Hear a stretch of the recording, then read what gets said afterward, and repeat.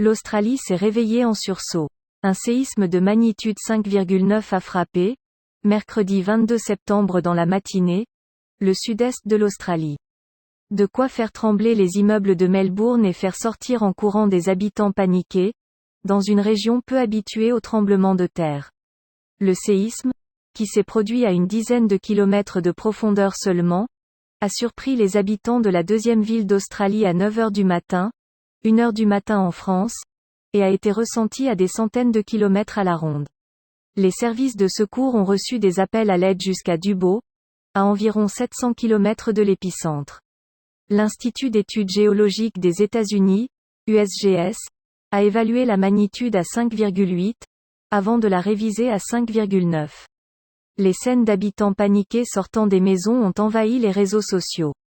Parmi eux, Zoom Efim, 33 ans, propriétaire du Café Open de Melbourne, s'est précipité dans la rue lorsque la secousse a frappé.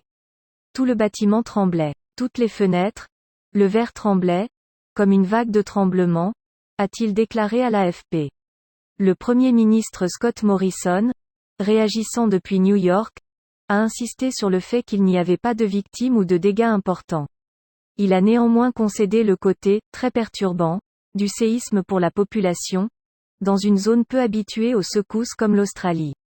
Il s'agit du plus gros séisme dans le sud-est de l'Australie depuis des années, a déclaré à l'AFP Mike Sandiford, géologue à l'université de Melbourne.